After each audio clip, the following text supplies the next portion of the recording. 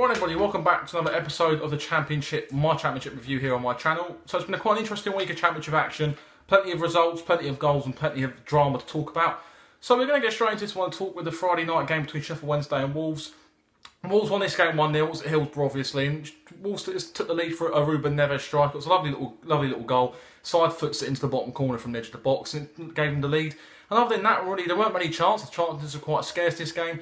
As for Wolves, a professional performance to sit top of the league and that. Didn't play fantastically well, I didn't feel, but still managed to grind out the result, which is what you need to do when you're top of the league. You need to find ways to win games and ways to win matches and ways to score goals as well. And that's what they definitely did that in this game. It was a professional performance in terms of the way they conducted themselves throughout the whole of the game. As for Sheffield Wednesday, I do feel that Carvahal, I think he's a dead man walking in terms of his job. I think he could end up getting a sack very soon. This performance was quite a poor one from Sheffield Wednesday, a side which didn't really seem to create many chances either, and didn't really play too fantastically great, really. This game wasn't the best game of football I've seen.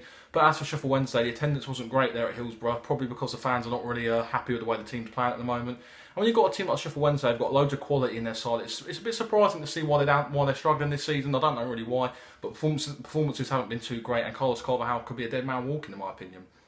Let's move to the next game. Birmingham lost 2-1 to QPR at St Andrews. A result I didn't really expect. I actually fancied Birmingham to win this one 1-0 in my predictions video, but this game went the other way really. Jack Robinson scored the first goal for QPR from a set piece, lovely cross into the box and won the first header into the bottom corner. And then Sam Gallagher pops up with the equaliser for Birmingham. I'm all over the place. Pops up the equaliser for Birmingham with a lovely little finish. Smithy spills the ball and he comes sliding in and slides it into the goal. And then for the winning goal, it's a lovely little strike from Jack Robinson. He picks the ball up edge of the box and drives it into the bottom corner. Stockdale's on his route to spot. I can watch the ball go in. But as for Birmingham now, it's worrying time to sit 24th in the division now, and it's definitely, as I said, worrying time. There seems to be no creativity in the team. Hotter's not been playing too great. Obviously, Sam Gallagher got the goal, but it's their first goal in a long time that they've scored, especially at home where they've struggled. Sitting bottom of the league could mean that players could leave in January, players could come. There's going to be another window of transfer activity coming up with some big players like Chad Adams who might leave. You know, with a team sitting bottom of the league, he might end up leaving.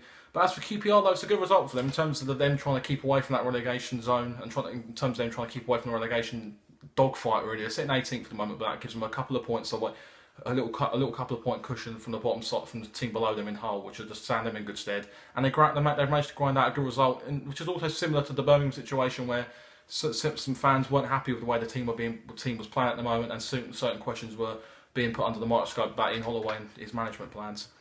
So moving to the next one, it was Bolton versus Burton. So Bolton lost this game 1-0, and it's quite a decent game really between two sides who are relegation threatened this season. Obviously, Lloyd Dyer scored the goal in this one. Lovely little volley, and he managed to just knock it into the bottom corner from a lovely cross in. He managed to volley it, bounced over Ben Anakin goal, and managed to roll in. And as for that, chances weren't really great in this game, really. Obviously, Marvin Sordell come close at the end. Darren Prattley in the first half also had a chance that was cleared off the line, I think it was. A lovely header that was cleared off the line, but then also Marvin Sordell on the counter attack almost scored as well. So that's interesting, really, for Bristol. In terms of both sides, really. A big result for Burton Albion. In terms of them trying to stay in this division, it's going to be a big momentum boost for them. Keeps them in and around that relegation zone, keeps them in contention with the teams above them as well. So it's a good result for them. As for Bolton, a bit of a surprise for me. I thought that they probably would have won this game, but obviously they've come up short here. Probably a lack of attacking creativity is definitely going to hurt them this season. In a game like this, you need to find ways to score goals against teams who are going to come and try and set up for draws, points, or anything like that. And they just didn't have that cutting edge to try and get themselves a goal to get something from this game. So into the next game, this was one of the only 0-0s on Saturday in the Championship. It was Brentford 0, Barnsley 0. Chances again that are scarce in this game between Brentford, who do draw a lot of games, and for Barnsley as well. It's their first away clean sheet, I think, of the season or in a long time. They don't really keep clean sheets away from home, especially this season when they've struggled on the road. And yeah, this game could have gone either way. There was a few chances, but not too many to really talk about. But going into Brentford, it's another draw at home, something they've got into a habit of doing this season, drawing plenty of games at home and not taking advantage of chances to try and get 3 points and turn them 1 point into 3. As for Barnsley, though, it's a good point for them. It will do them stand them in good stead as they go back. Another trip to West London on Saturday, host Fulham on Saturday, so that'll be interesting for them to see how they go away from home against a team who ain't playing too great at the moment. But yeah, draw really, not the worst result for both sides really. So into the next game, Bristol City 2, Nottingham Forest 1. Good result for Bristol City, keeps them in third place and tightens their grip on the playoff place as they looked forward to Manchester United coming to town in their Carabao Cup round 5 game. Good result for Bristol City, as I said, scored a couple of nice goals. playing some good football at the moment. And once you're very confident in this league, once you get that confidence under your belt, it's very hard for teams to take that away. I mean, they're playing some really good attacking football, got some very good players, and Lee Johnson's really turned it around after going from last season, potentially being sacked, to keep just about keeping them up to going to being playoff contenders in the short space of one summer as well, to work with the group and sign a couple of players that have been fantastic. As for Nottingham Forest, Kieran Dow got a consolation goal at 2-1, deflected shot, looked really good on the eye, but then I saw it took a deflection. But yeah, they do concede a lot of goals in Nottingham Forest, struggling to tighten up defensively. It's probably an area they're going to need to address in January, is them trying to stop conceding goals and trying to focus on, because they've got plenty of options going forward, as I've said before, but then conceding goals has been their Achilles heel, and it's what's affecting them and it's what's affecting them and hindering their progress this season. So moving to the next game, it was Derby 2, Aston Villa 0. Good result for Derby in this game. Played some really good stuff in this one as well. Andy Weimann took the first goal, and I think Johnny Russell got the second goal as well, so it was a very good performance for them. Come up against a fellow playoff contender as well in Aston Villa, who took a big away crowd to Pride Park and were looking to try and get a positive result for themselves, trying to also give them some momentum in the playoffs, places going into this busy Christmas period where you need to get results. And games come thick and fast, but results are important to try and get that momentum. There's about 5 or 6 games, maybe more, that are played over the next month or two. So games come thick and fast, and results all add up towards the end of the season, whether then the crucial results come May. But as I said though, Derby took 2 goals really well. First one was a bit of a defensive mistake really from Aston Villa. Sloppy play out from the back, poor back pass from Glenn Whelan, gives it to Andy Weimann, who manages to slot home, cross at the back post, he comes into the back post, slots it in, and then they took their second goal quite well at the end. And it's a good result for them now. It kicks them on into 4th place, keeping their eyes up on Bristol City now, waiting for them to potentially slip up before Aston Villa can maybe try and do something themselves this season, as they've got a couple of other tough games coming up. Sheffield United on Saturday night, which is a 5:15 kick-off, will be another tough game for Aston Villa against another playoff contender, so it'll be interesting to see how they bounce back from this Derby game. So moving to the next one, Ipswich 2, Reading 0. Good result for Ipswich was Callum Connolly scored another goal. He scored all his goals before the first 10 minutes of the season really, so he's probably ineffective after 10 minutes, which is probably not true, but he took his goal really well, and also Joe Garner scored a goal as well before half-time to make it 2-0 going into the break.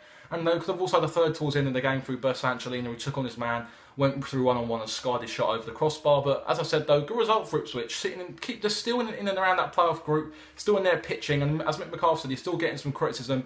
But with every single fan, you can't please everybody no matter what you do. But he's doing things in the right direction at the moment. He's got some good players. Joe Garner's back fit and playing again, which is going to be crucial for them going forward this season. He popped up with a goal, as I said, so that's good for him.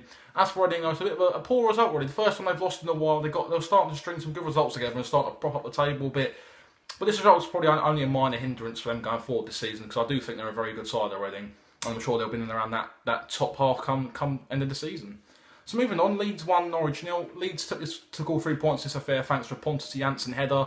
And as for chances, again, chances weren't at a premium in this game, where between two sides who are looking to try and get some form together. Obviously, Leeds are now sitting just below Sheffield United in the playoffs and probably could catch them and try and take that last playoff space going into Christmas.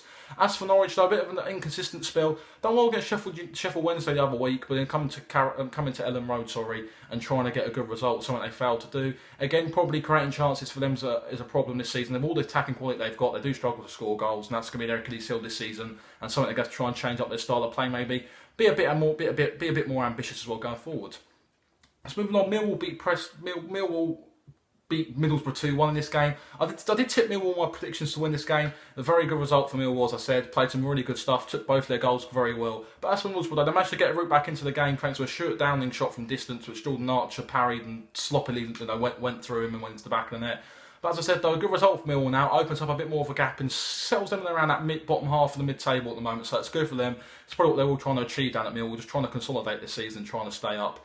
Whereas as for Middlesbrough though, it just kind of derails any sort of playoff push at the moment, where these type of teams you really have to be beaten if you want to try and get anyone in the top 6. They failed to do that over the weekend, and it's not a good result for them, and it just gives them a bit more added pressure going into the Christmas break. So moving on, Preston beat Sheffield United by 1-0 thanks to Jordan Hugel's strike in the second half. A good result for Preston. It keeps them in and around that top half as well, keeps them pitching, eyeing up a playoff place potentially as an outsider's chance. As for Sheffield United though, a poor result for them, and results haven't gone too great for them. They're starting to slide down the table, currently sitting 6th at the moment, and probably they're starting to find out how tough this league is and how ruthless it can be when you're down there and you're struggling for results.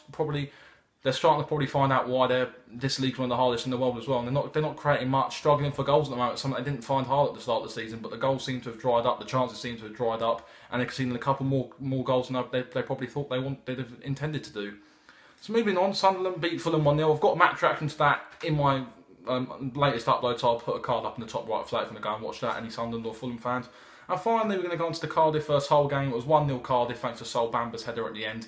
Good result for Cardiff. Again, wasn't the greatest game of all. Hull hit the post early on in the first half, but as the game got on a bit, Cardiff did show why they're sitting second in the table. It's a good result for them. A lovely header from Sol Bamba. Questions of offside as well, but the linesman didn't give it, so it's going to get allowed the goal to stand, obviously. But a good result for Cardiff. Keeps them eyeing up Wolves now. I think it's only 4 points behind Wolves, so any slip up from Wolves and Cardiff could capitalise. As for Hull, wasn't the worst result in the world. They did create a couple of chances, but Nigel Atkins could really take the positives out of that. It wasn't an awful result against one of the top teams in this league, and it shows that he's getting the improvement out of his group. So there you have it, guys. There's my Championship predict review video. If you like it, hit the like button, subscribe to the channel if you're new as well, and we'll see you all in the next video.